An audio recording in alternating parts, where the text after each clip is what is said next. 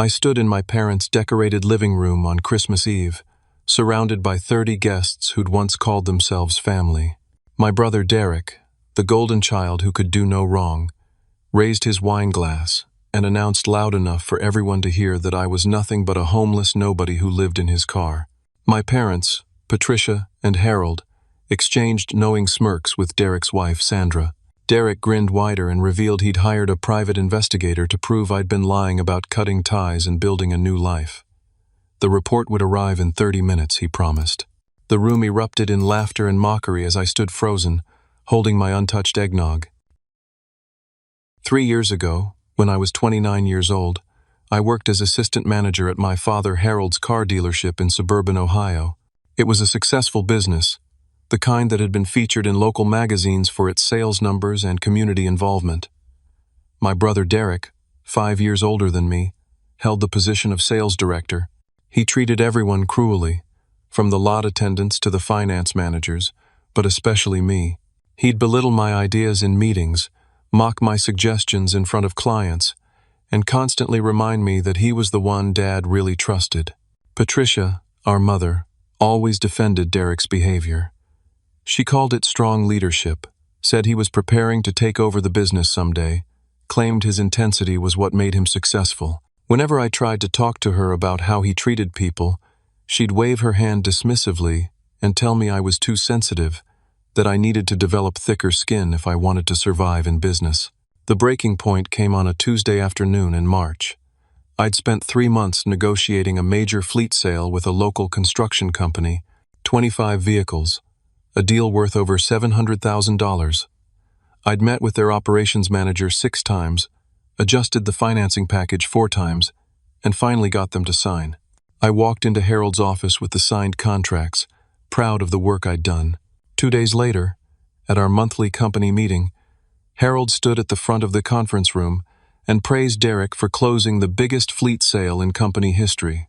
He announced a $20,000 bonus for Derek and held up the very contracts I'd negotiated. Derek stood there accepting handshakes and congratulations while I sat in the back row, my stomach churning. After the meeting, I cornered Harold in his office. I showed him my emails, my meeting notes, the documentation proving every step of that sale had been my work. Harold looked at the evidence, then looked at me with eyes that held no warmth. He said, "Family doesn't keep score." He said Derek had been instrumental in training me, so really, any success I had was because of Derek's mentorship. He told me I should be grateful Derek was willing to share credit with me at all. I walked down the hall to Derek's office. He was leaning back in his leather chair, feet on his desk, counting the bonus check. When I confronted him, he actually laughed. He said I was naive if I thought hard work mattered more than relationships. He said Harold would always choose him, so I might as well get used to being second place. That's when I started digging through old files. What I discovered made my blood run cold. For 2 years, Derek had been systematically taking credit for my work. A sale I'd closed with a local business owner, Derek's name on the final paperwork. A marketing campaign I'd designed that increased showroom traffic by 32%, Derek presenting it as his idea. A customer retention program I'd implemented, Derek receiving an award for it at the regional dealer conference. I printed everything out. I organized it into a folder. I scheduled a meeting with Harold and Patricia together. I laid it all out on their dining room table, methodical and calm. I showed them the pattern, the proof, the timeline. I asked them why they'd let this happen. Patricia looked at the papers like they offended her. She said I was being jealous and ungrateful. She said I was trying to tear the family apart out of spite. She accused me of fabricating evidence because I couldn't handle Derek's success. Harold just shook his head and said he was disappointed in me for trying to sabotage my own brother. I quit on the spot. I told them I was done with the dealership, done with the lies, done with being treated like I didn't matter. Patricia called after me as I walked out, saying I'd regret throwing away my future. Harold said I'd come crawling back within a month when I realized how good I'd had it. I moved out of my apartment near the family that same week. I cut all contact. I didn't answer their calls. I didn't respond to their emails. I returned their Christmas cards unopened. For 3 years, I built a life they knew nothing about. Last week, my cousin Emma reached out via social media. She sent me a long message begging me to come to Christmas. She said Patricia was sick, that the doctors weren't sure how much time she had left, that the family needed to come together. She said Mom cried every night because I wasn't there. She said Dad had aged 10 years from the stress of our estrangement. Guilt ate at me for 3 days. I thought about my mother being ill. I thought about the possibility of never seeing her again. Finally, I messaged Emma back and agreed to come to this one gathering. When I arrived at the house tonight, Patricia opened the door looking healthier than I'd ever seen her. Her color was good. Her energy was high. She wasn't sick at all. Before I could even process what that meant, Derek appeared behind her with a smile that made my skin crawl. He said it was good of me to finally show my face. He said we had a lot to talk about. That's when I realized the truth. Patricia wasn't sick. Emma's message had been a lie, and whether she knew it or not, she'd been part of Derek's trap. He'd orchestrated this entire evening to publicly humiliate me. Over the next hour, as guests arrived and the party filled with noise and laughter, I pieced together his motivation from overheard conversations. My absence had made the family look bad in their tight social circle. People asked questions. People wondered why Harold's younger son never came around. Derek wanted to prove I'd failed without them, that I was nothing without the family name and connections. Now, standing in the center of the living room with all eyes on me, Derek held court like a prosecutor presenting his case. He positioned himself near the fireplace where the Christmas stockings hung, the perfect spot for maximum attention. The room had gone quiet after his initial announcement, everyone waiting to see what would happen next. Derek loved an audience. He always had. He cleared his throat dramatically and began explaining how he'd hired Gregory Palmer, a private investigator with an office in downtown Cleveland, 2 months ago. He'd paid $3,000 for a comprehensive surveillance report on my life. He wanted facts, he said, not speculation. His theory, which he laid out with mock concern in his voice, was that I'd been living in my old Honda Civic. He said I was probably working minimum wage jobs, too proud to admit I'd made a terrible mistake leaving the family business. He painted a picture of me sleeping in parking lots, eating fast food, showering at truck stops. The image he created was designed for maximum humiliation. Sandra, Derek's wife, stood beside him nodding along. She added her own cruel commentary about how I'd thrown away my future out of stubbornness. She said she'd always known I didn't have what it took to make it on my own. She suggested maybe this would be a good learning experience for me, that sometimes people need to hit rock bottom before they can accept help. Harold sat in his recliner near the window, nodding approvingly.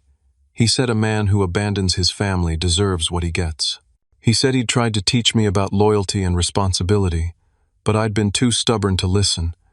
He looked around at the guests, seeking their agreement, and several people nodded back at him.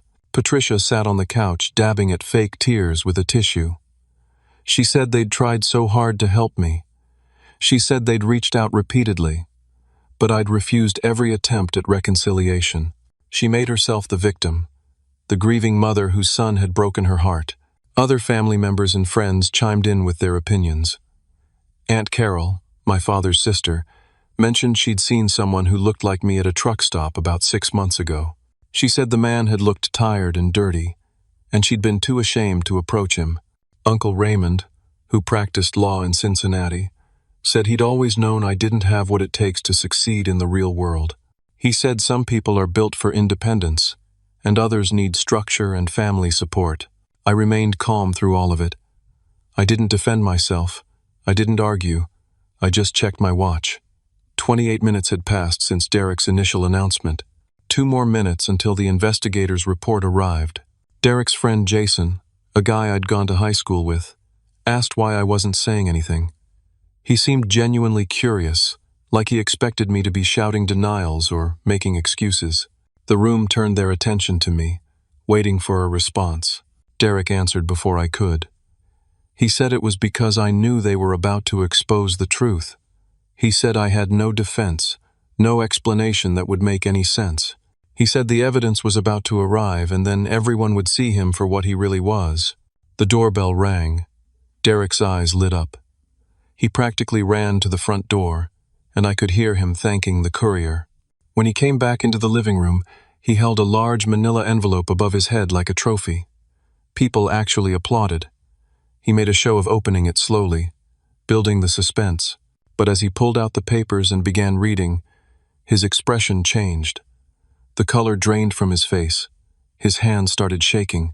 He looked up at me with something like panic in his eyes, then quickly tried to shove the papers back into the envelope. Harold noticed immediately.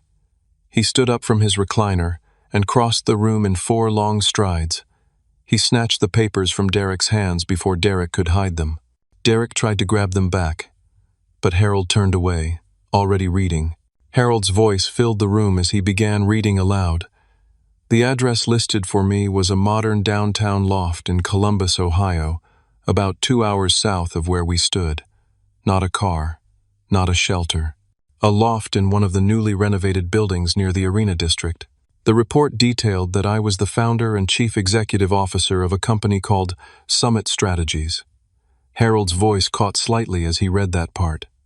Summit Strategies was a digital marketing agency. According to the investigators' findings, the company employed 17 people and had generated $2.3 million in revenue in the previous fiscal year. I owned the loft outright. The report included the purchase price, $450,000, paid in cash 2 years ago. My vehicle was a Tesla Model S, not the 15-year-old Honda Civic I'd driven when I worked at the dealership. The license plate number was listed. The report even noted that I had a reserved parking spot in the building's garage. Gregory Palmer had been thorough. The envelope contained photographs. Harold shuffled through them, his face getting redder with each image. There were pictures of me at business meetings, shaking hands with clients in conference rooms. Photos of me at networking events, wearing suits that cost more than I used to make in a month at the dealership. Images of my office, a corner space, with floor-to-ceiling windows overlooking the Scioto River. The room had gone completely silent. You could have heard a pin drop on the hardwood floor. Patricia stammered that there must be some mistake. She said investigators can be fooled. She suggested maybe I'd hired an actor to impersonate me, or rented props for photographs. Derek grabbed the papers back from Harold. He flipped through them frantically, looking at the financial documents, the business registration records filed with the Ohio Secretary of State, the lease agreements, the bank statements. His face had gone from white to a mottled red. Sweat beaded on his forehead despite the cool temperature in the house. Harold's face contorted with rage. The veins in his neck bulged, his hands clenched into fists at his sides. He looked at me like he was seeing a stranger. Sandra looked confused, then angry. She turned to Derek with an expression that suggested she was about to have a very different conversation with her husband later that evening. She crossed her arms and took a small step away from him. I finally spoke. My voice came out calm, steady. I explained that I'd started Summit Strategies from nothing after I left the dealership. For the first year, I worked 2 jobs. During the day, I did freelance marketing consulting for small businesses. At night, I worked the front desk at a hotel near the Ohio State University campus. I lived in a tiny studio apartment that cost $500 a month. I ate ramen and peanut butter sandwiches. I saved every dollar I didn't absolutely need to spend. While working those jobs, I built my client base. I started with small projects, building websites for local restaurants and managing social media for retail stores. I delivered quality work. I met deadlines. I charged fair prices. Word spread. My first major client was a tech startup run by 3 Ohio State graduates. They were building an app for college students. They had a tiny budget but big dreams. I took them on. 2 years later, that startup went public. The founders remembered who'd helped them when no one else would.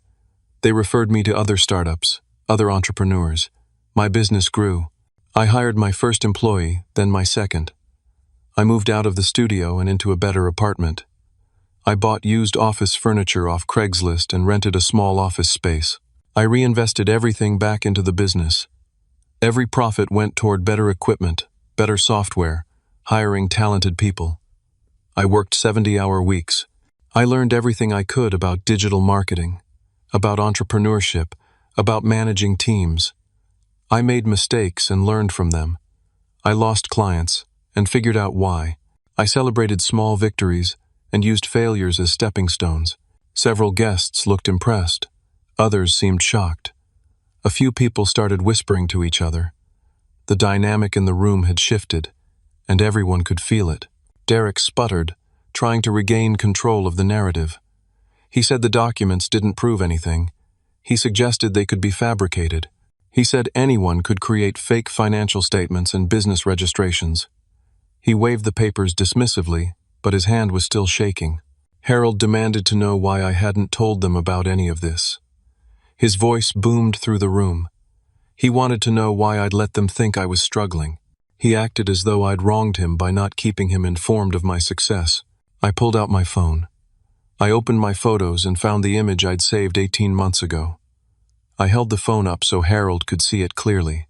It was a photograph of an envelope, addressed to Harold and Patricia, at this very house. The return address was my loft in Columbus. Inside that envelope, according to the note I'd included, was a letter explaining everything I'd built. I'd included my business card. I'd written my new address, my phone number, my email. I'd invited them to visit, to see what I'd created, to be part of my new life. The envelope in the photograph had been returned unopened. Across the front, in Harold's distinctive handwriting, was a note. "We have no son who abandons his family. Don't contact us again until you're ready to apologize. You are not welcome here." I scrolled to the next photo. It showed the letter that had been inside, the one they never read. I'd kept copies of everything. Patricia's face crumbled. Her hand went to her mouth. The fake tears from earlier were replaced by real ones, but these came from shame, not sympathy. She looked around the room at all the guests who were now staring at her with different expressions. Several people shifted uncomfortably. The aunt who'd claimed to see me at a truck stop suddenly became very interested in her wine glass. The uncle who'd said I didn't have what it takes stared at the floor. Cousin Emma, standing near the kitchen doorway, had tears running down her face.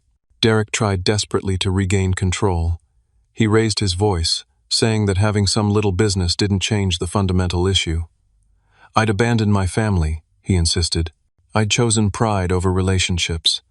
He looked around the room seeking support, but fewer people were meeting his eyes now. I remained calm.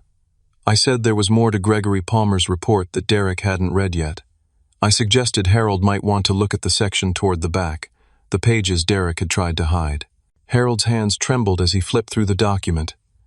He found a section labeled Subjects, Charitable Activities and Community Involvement. His eyes scanned the pages, and I watched his face transform from anger to something else entirely. Confusion, maybe, or the beginning of understanding. The report revealed everything I'd been doing anonymously for the past 2 years. I'd been donating to local charities throughout northeastern Ohio, the communities where I'd grown up. The investigator had somehow tracked the donations back to shell corporations I'd set up for privacy. Harold's voice cracked as he read aloud. $15,000 to cover cancer treatments for Mrs. Henderson, Patricia's neighbor and longtime friend, Mrs. Henderson had been facing bankruptcy when her insurance denied coverage for an experimental treatment. An anonymous donor had contacted the hospital and paid the entire balance.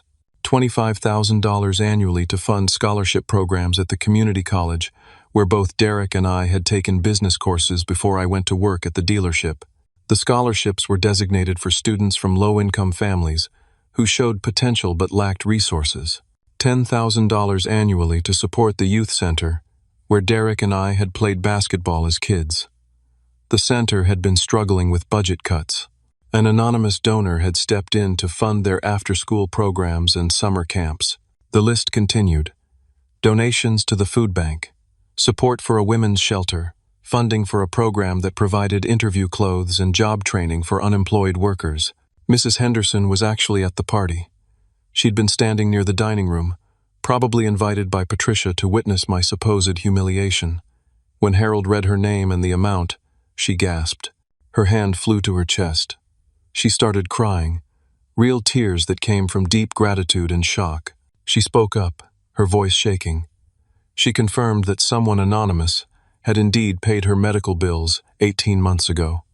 She'd been 2 weeks from losing her house. The hospital had been threatening collections.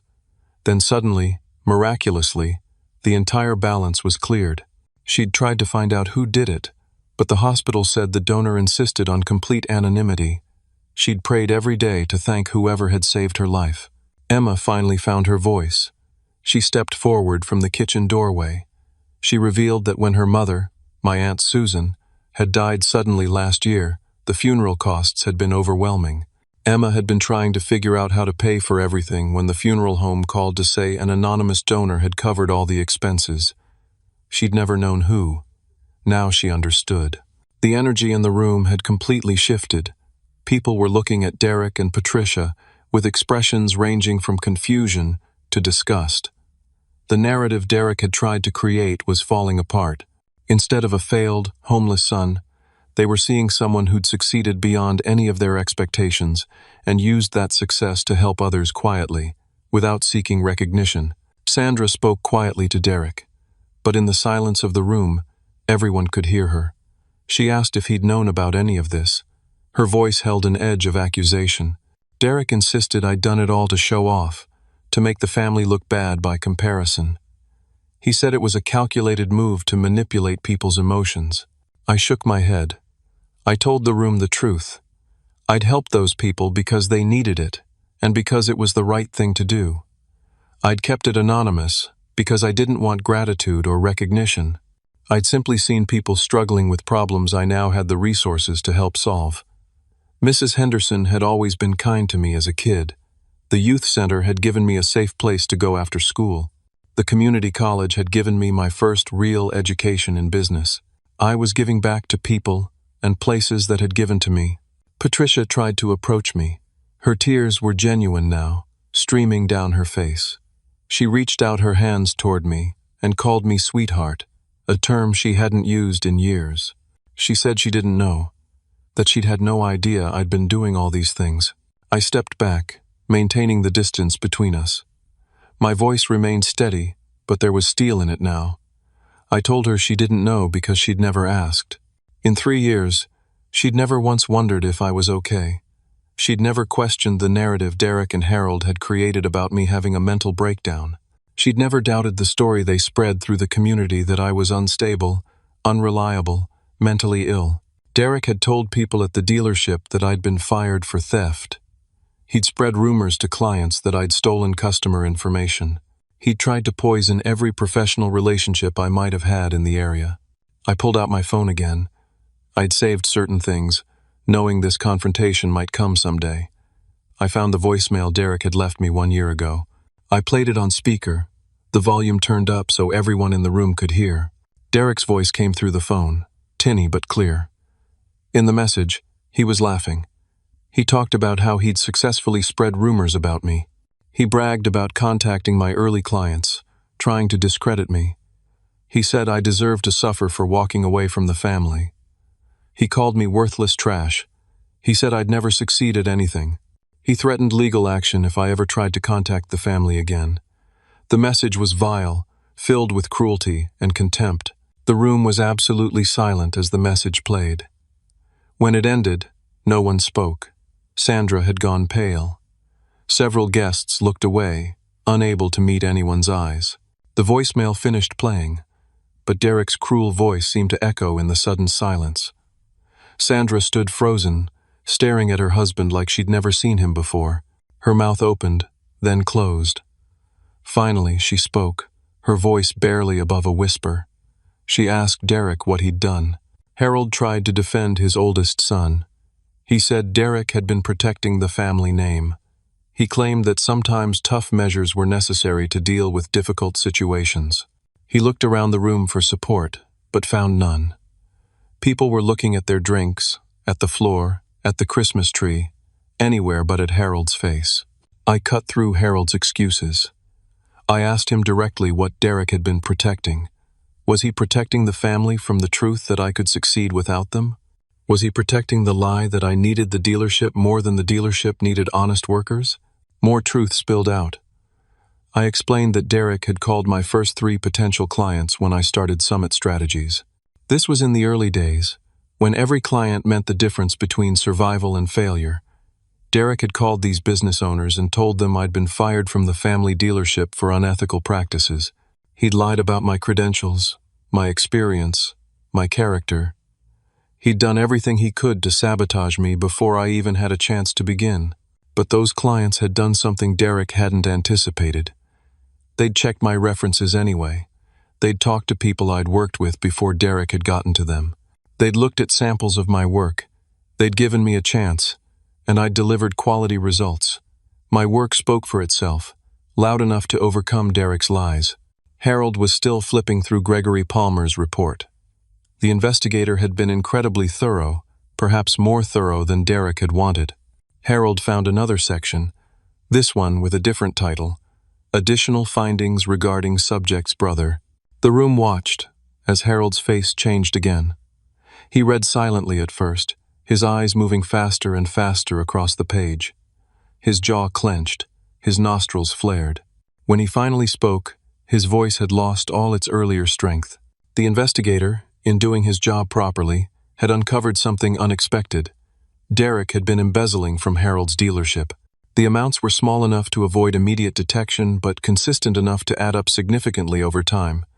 5 years of theft totaling $87,000.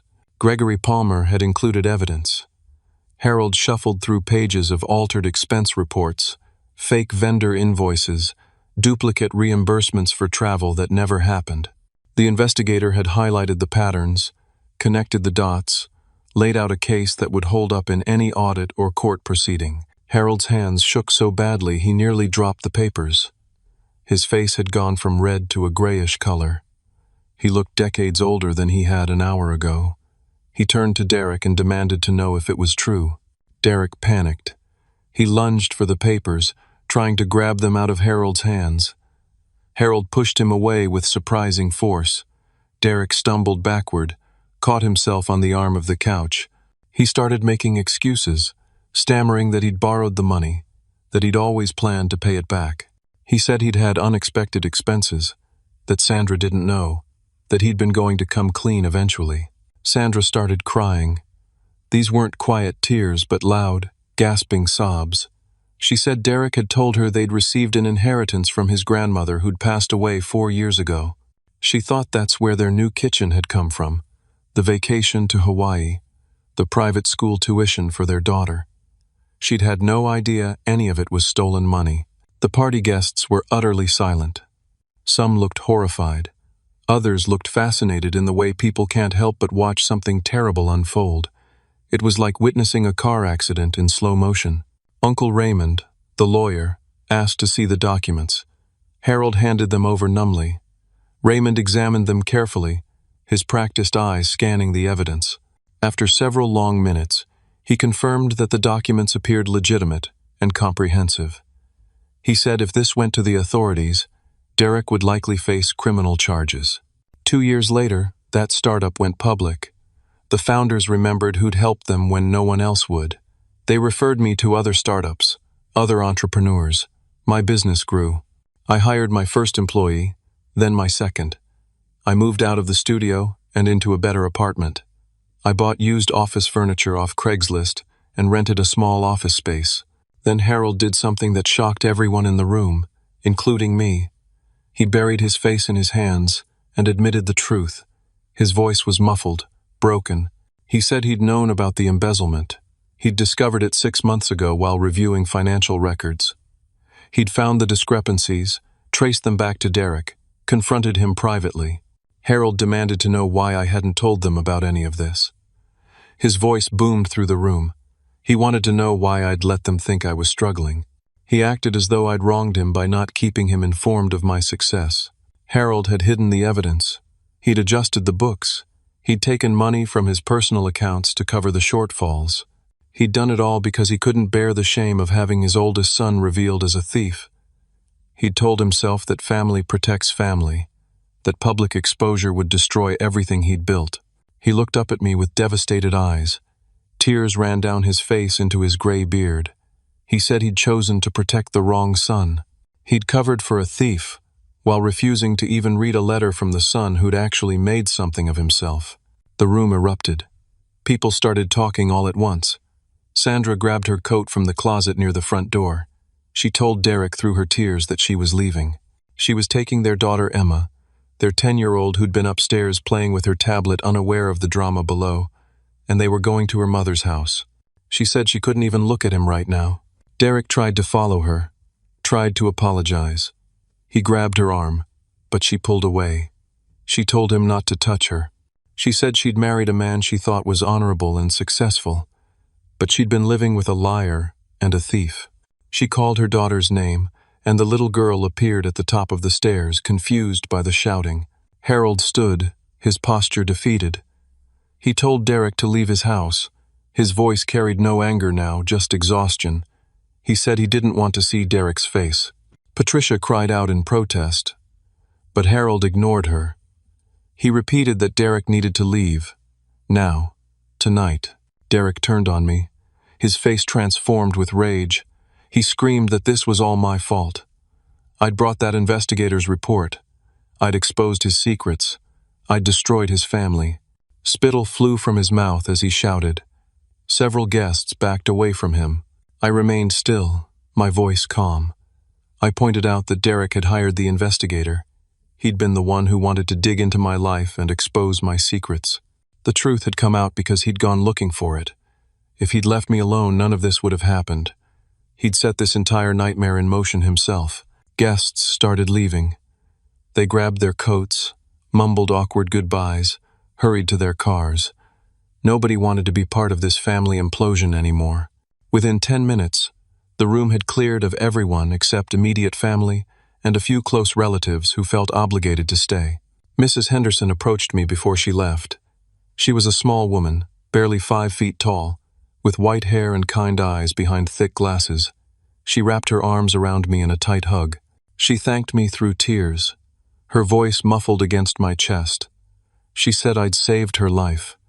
She said she prayed for me every single day, even not knowing who I was. She promised to keep praying, now that she knew. She pulled back and looked up at me with a fierce expression. She told me I was a good man, the kind the world needed more of. Emma, my cousin who'd sent the message that brought me here, approached next. She was 24, working as a teacher in the local elementary school. She apologized for not defending me earlier in the evening. She said she'd been afraid of going against the family narrative. She'd been complicit in the lies, even if she'd never said cruel things herself. Her silence had been its own form of betrayal. She asked if I could forgive her. I told her I understood. Standing up to family is one of the hardest things a person can do. I didn't hold her earlier silence against her. Harold approached me slowly, like someone walking toward their own execution. He tried to apologize. His words came out jumbled, desperate. He said he'd been wrong, so terribly wrong. He said he'd let his pride and his favoritism blind him to the truth. He asked if I could forgive him. He said he wanted to make things right. Patricia joined in. She grabbed my hands despite my instinct to pull away. She promised they could start over. She said I could come back to the dealership. She suggested they could make Derek pay back all the money he'd stolen. She painted a picture of reconciliation and healing, of the family coming back together stronger than before. I looked at them both for a long moment. The room waited in silence for my response. These were my parents. Despite everything, part of me still remembered being a child, loving them, trusting them, but that child was gone, replaced by a man who'd learned hard lessons about self-worth and boundaries. I spoke quietly, but every word was deliberate. I explained that forgiveness and reconciliation aren't the same thing. I could forgive them for my own peace, to release the anger and hurt I'd carried. Forgiveness was something I could give them freely. But reconciliation required trust, and trust had to be rebuilt over time through consistent actions, not just words spoken in a moment of crisis. I told them they'd taught me what kind of family I didn't want to be. They'd shown me the damage that favoritism causes, how lies compound until they poison everything, how choosing pride over truth destroys relationships. Those were valuable lessons, even though learning them had been painful. Harold argued that they could change. He promised they'd do better. He swore things would be different. Patricia nodded eagerly, adding that she'd go to therapy. She'd make amends to everyone she'd hurt. She listed out promises like she was negotiating a business deal. I let them finish. Then I told them something they weren't expecting. I was getting married in 3 months. Her name was Lauren. I'd been with her for 2 years. She was kind, intelligent, funny. She worked as a physical therapist at a children's hospital. She loved me for who I was, not who she wanted me to be. She'd never met them. She knew the story of what had happened, but she'd never heard their voices or seen their faces. We were expecting our first child. Lauren was 3 months pregnant. We'd found out right before Thanksgiving. We were excited, terrified, ready. We'd been looking at baby names and painting a nursery in our loft. We'd been building the kind of family I'd always wished I'd had. 18 months ago, when I sent that letter they'd returned unopened, I'd invited them to be part of this life. The letter had included an invitation to visit, to see my business, to meet Lauren. I'd wanted them to know they had a chance to be part of something good. They'd rejected it. They'd sent it back with a cruel note and never looked back. I told them I'd come to the party tonight because Emma said Patricia was sick. That was compassion. That was me caring despite everything. But I wasn't going to stay in a relationship where I constantly had to prove my worth. I already knew my worth. Lauren knew it. My employees knew it. My clients knew it. The people I'd helped knew it. I didn't need Harold and Patricia's validation anymore. Patricia asked about the baby. Would they ever get to meet their grandchild? Her voice broke on the word grandchild. Harold looked stricken, probably just realizing what he'd lost. I paused at that question. It hurt more than I wanted to admit. I told them it depended on them. If they wanted to be part of my life, they'd have to earn it. Not with words, but with consistent actions over time. My door wasn't locked, but I wasn't opening it just because they knocked once. They'd have to show me they'd genuinely changed, that they understood what they'd done wrong, that they were willing to do the work to become better people. I looked at Derek, who was sitting on the stairs with his head in his hands. Sandra had already left with their daughter. The house that had been full of noise and people an hour ago was now nearly empty and silent. I told Derek he'd spent years trying to prove he was better than me. He didn't have to compete anymore. I wasn't in his race. I'd never been in his race. I hoped he'd figure out who he was, without tearing someone else down to feel tall. Derek didn't respond. His shoulders shook. Whether from anger or grief or shame, I couldn't tell. It didn't matter anymore. I walked toward the front door. Each step felt lighter than the last. Harold called after me, asking what he should do about Derek. Should he call the police? Should he press charges? Should he try to work it out privately? He sounded lost. A man who'd built his identity on being in control, now realizing he'd never really been in control of anything. I turned back. I told him that was between him and Derek. But if he covered for Derek again, he'd just be enabling the same pattern. He'd be teaching Derek that actions don't have consequences, that family means you can hurt people without accountability. Real love sometimes means letting people face the results of their choices. It means saying no. It means enforcing boundaries, even when it's painful. Patricia asked if they'd ever see me again. Her voice was small, vulnerable. She wanted to know if she'd get to meet her grandchild. The question hung in the air between us. I paused with my hand on the doorknob. That question deserved a real answer. I told them it depended entirely on them. If they wanted to be part of my life, they'd have to earn that privilege. Not with words or promises made in a moment of crisis, but with consistent actions over months and years. My door wasn't locked forever, but I wasn't opening it just because they knocked once. They'd have to show me through their choices that they understood what they'd done wrong. They'd have to demonstrate that they were willing to change, to treat people with respect, to value honesty over image. If they could do that work, genuinely and consistently, then maybe someday there could be a relationship. But it would be a new relationship, built on new terms, with clear boundaries and mutual respect. I looked at Derek one last time. He was still sitting on the stairs, head in his hands. I told him something I hoped would eventually sink in. He'd spent years trying to prove he was better than me, competing in a race I'd never entered. He didn't have to do that anymore. I wasn't his competition. I'd never been his competition. I hoped he'd figure out who he was, without needing to tear someone else down to feel valuable. Derek didn't respond. His shoulders shook, whether from anger or grief or shame, I couldn't tell. It didn't matter anymore. His journey was his own now. I walked out of the house and crossed the lawn to where my Tesla was parked at the curb. The winter air felt clean and cold in my lungs. I could see my breath in small clouds. Christmas lights twinkled on houses up and down the street. Somewhere in the distance, I heard church bells ringing. I got in my car and sat for a moment before starting the engine. I pulled out my phone and called Lauren. She answered on the second ring, her voice warm and concerned. She asked how it went. I told her exactly how I expected. The truth had come out. The family had imploded. Derek's crimes were exposed. Harold's complicity was revealed.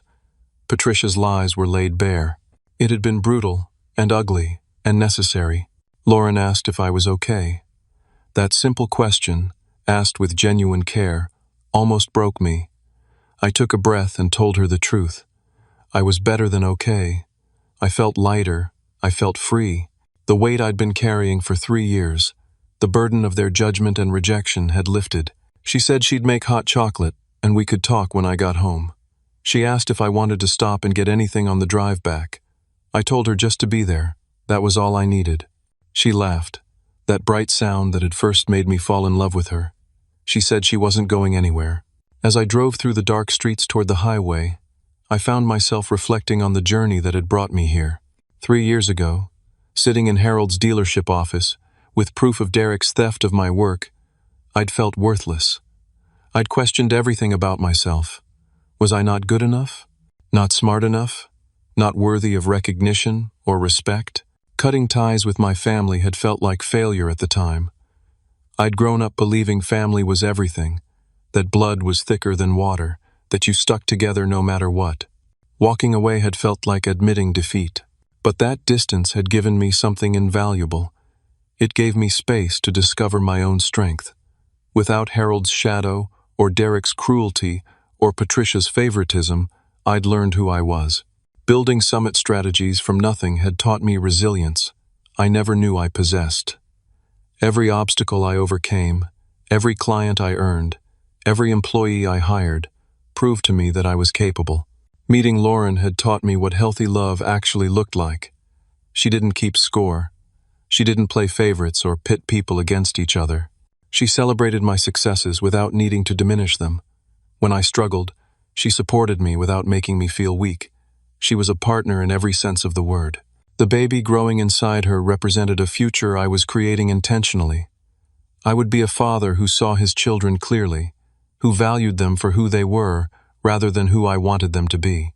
I would never pit siblings against each other or play favorites. I would teach them that family is defined by how you treat each other, not just by shared DNA. I realized my family's rejection had actually been a gift, though I'd never asked for it. Their refusal to see my value had forced me to find it within myself. Their lies about me had made me fiercely committed to honesty. Their favoritism had taught me the importance of equity. Their cruelty had made me determined to be kind. I felt genuine peace now, not anger. I didn't hate Harold or Patricia or even Derek. I felt something closer to pity. They'd built their lives on appearance and control and favoritism, and tonight that foundation had cracked. They'd have to decide now whether to rebuild on something more solid or keep clinging to the rubble. My phone rang through the car speakers. I glanced at the screen. It was Emma. I answered, and her voice came through shaky with tears. She apologized again for being part of the trap tonight. She said she hadn't known Derek's real plan. She thought she was helping bring the family together. I told her I understood. I asked if she was okay. She laughed bitterly and said the party had cleared out fast. Uncle Raymond was helping Harold and Patricia deal with the situation. Sandra had called from her mother's house to say she'd filed for separation. Derek had left without saying where he was going. Emma said she'd spent the last hour thinking about everything. She realized how toxic the family dynamics had always been. She'd just been too close to see it. She asked if we could stay in touch, maybe meet for coffee sometime when I was in the area. I told her I'd like that. She'd been brave tonight, speaking up about the funeral expenses. That had meant something. We could build a relationship separate from the rest of the family drama. After we hung up, I drove in silence for a while.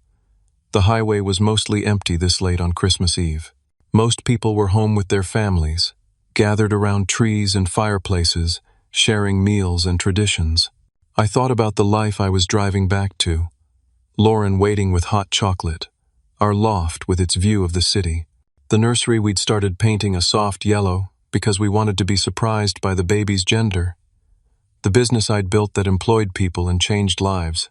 The quiet, anonymous donations that helped people who needed it. That was my real family now. Not the people I'd been born to, but the ones I'd chosen and who'd chosen me back. Lauren, who loved me on my worst days. My employees, who trusted me to lead fairly. My clients, who valued my work. Mrs. Henderson and Emma, and the others whose lives had intersected with mine in meaningful ways. The best revenge, I realized, wasn't proving Harold and Patricia wrong. It wasn't Derek's public humiliation or Harold's devastation at discovering his golden child's crimes. The best revenge was simply living well, building a life I was proud of, becoming the kind of person I wanted to be, choosing kindness over cruelty, honesty over lies, growth over stagnation. I couldn't force Harold to see my value, or Patricia to regret her favoritism, or Derek to change his character, but I could control who I became and how I treated people. I could choose to break the cycle, to build something better, to be different. As I pulled into my building's parking garage and found my reserved spot, I felt something I hadn't felt in years. Complete peace, no anger, no resentment, no desperate need for validation or recognition. Just quiet satisfaction with the life I'd created and excitement for the future I was building. I rode the elevator up to the 8th floor.